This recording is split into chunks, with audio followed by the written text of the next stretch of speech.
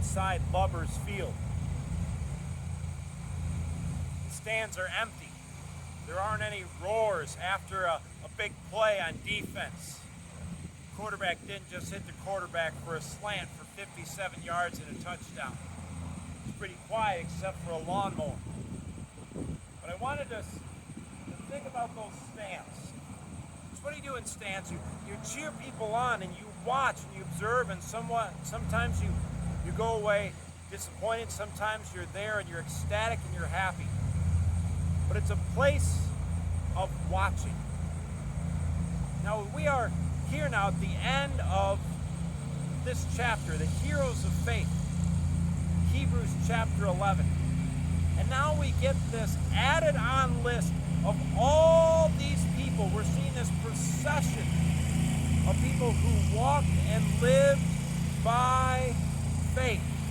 Noah, by faith. Abraham, by faith. Moses, by faith. Even Rahab, by faith. Now we get this list. And it's this speed of names that are listed off. We see Samson listed by faith. Gideon, with only 300 men, defeated the Midianites. We see other people whose stories are listed and we can read about in the book of Judges. How about those who have been quenched by fire and yet rescued? Those few words referencing the faith of Shadrach, Meshach, and Abednego. Young men, Hebrews, who were carried off into captivity, living in Babylon, living underneath the reign of a foreign king and a different culture that didn't honor the one true God. And they walked by faith. We see also a quick reference to the woman who received her dead back alive again, the prophet Elijah sent, and by faith put his body and extended his arms over top of this boy and placed him back in his mother's arms alive. Others who received a different type of resurrection, the permanent, eternal gift of resurrection. All these names are listed, all these events we can read about, referenced from the Old Testament and very quickly summarized in a few verses at the end of Hebrews 11. But again, I want you to look out here. We see stands. We see a place to watch. And this is where I want to encourage you. And this is where I want to challenge you. Because every single person listed in Hebrews chapter 11, they were part of a parade, an ongoing group of God's faithful people who kept going and who persevered. And in Psalm 118, it talks about a different type of parade where they take off branches, where they take the boughs from trees and they join in the festive procession for you. You got difficult circumstances. I'm sure there's someone that you can connect with in Hebrews chapter 11. You say, well, I live in a culture that doesn't celebrate the God who saves.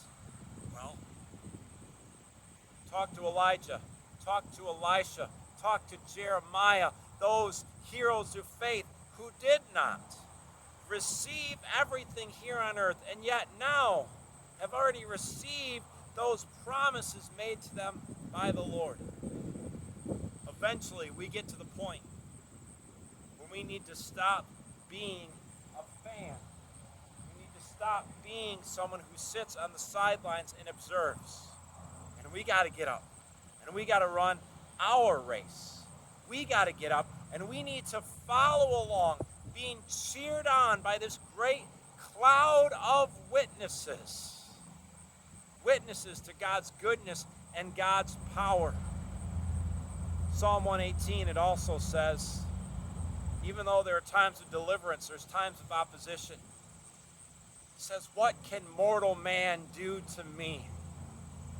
I have no fear of somebody who is mortal just like me, but I will worship and I will praise and I will run after the eternal God who made salvation available to me through Jesus Christ and his work, who endured everything, including being scorned and mocked and being put to death for the sake of his people, to open up the door to paradise so that we can follow him and walk on the path of life.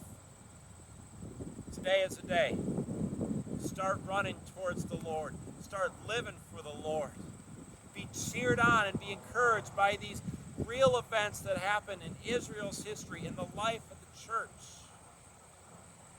And trust and know that the God who holds the future is there running beside you and gives you the Holy Spirit so that you can press on to take hold of the prize for which Jesus Christ has already gained for you and for